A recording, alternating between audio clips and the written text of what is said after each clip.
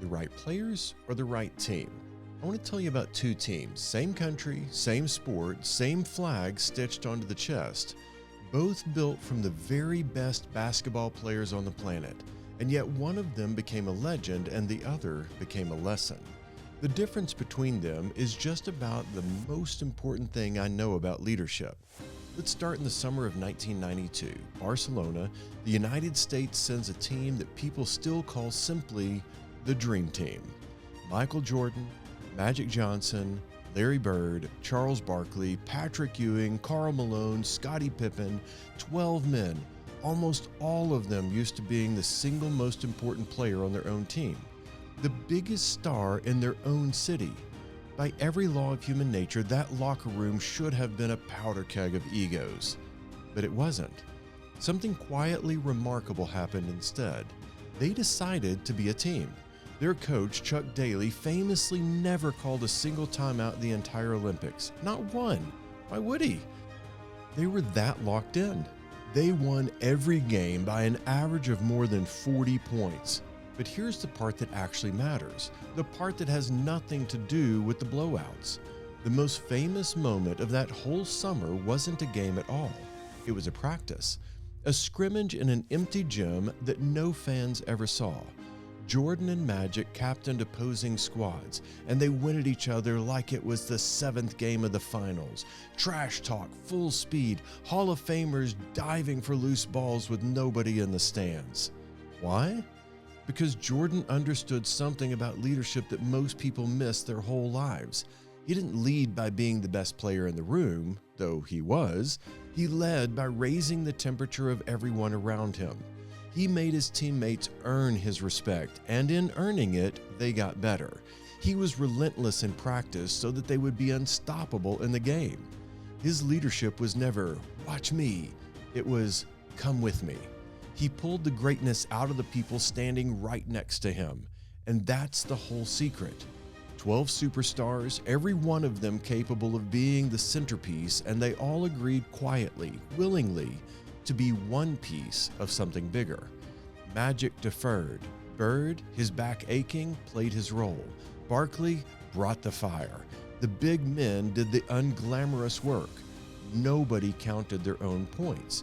They all counted the same number, the final score. Now move forward 12 years, 2004, Athens. Once again, the United States sends extraordinary talent to the Olympics. Future Hall of Famers, a young LeBron James, Carmelo Anthony, Dwayne Wade, Allen Iverson, Tim Duncan. On paper, untouchable. And they lost. Not once, 3 times. They opened the entire tournament by losing to Puerto Rico by 19 points, the worst defeat in the history of American Olympic basketball. They lost to Lithuania. They lost to Argentina. And they came home with a bronze medal that for a country that expected gold felt like a quiet humiliation. So what happened?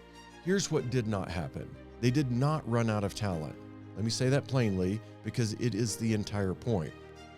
It was not a lack of talent. It was a roster assembled late and thrown together with no real time to become anything. It was a collection of players who had each spent their whole careers being the option, the closer, the highlight, the face of the franchise. And when you fill a room with people who all want the ball, somebody has to learn to give it up. In 2004, not enough of them did, and not fast enough. They had brilliance. What they didn't have was buy-in. They had individuals capable of spectacular things, but a team is not the sum of spectacular individuals.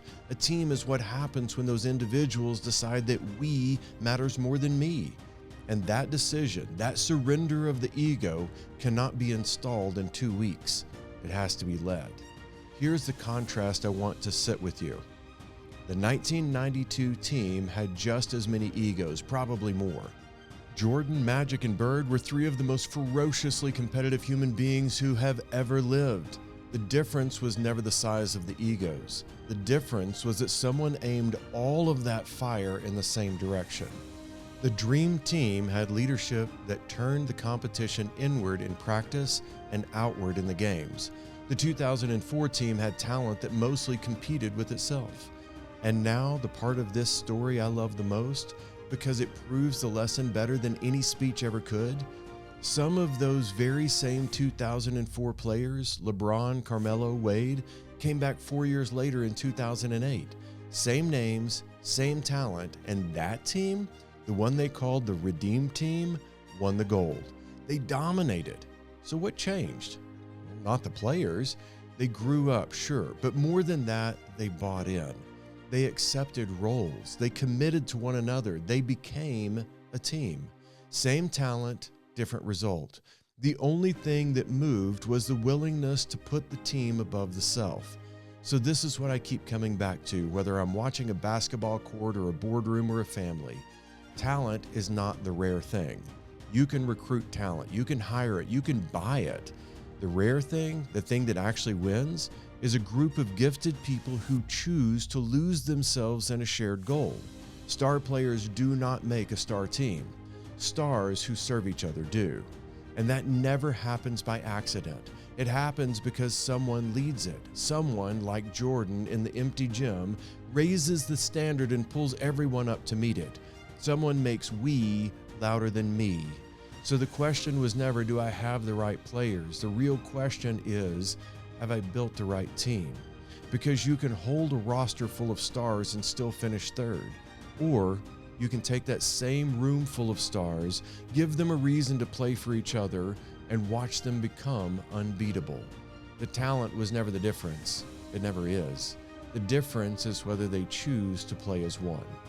And my challenge to you is to lead people in such a way that they can't help but give their best to one another, look for the good in one another, and build the kind of dream team that your organization deserves. Become the leader you would follow.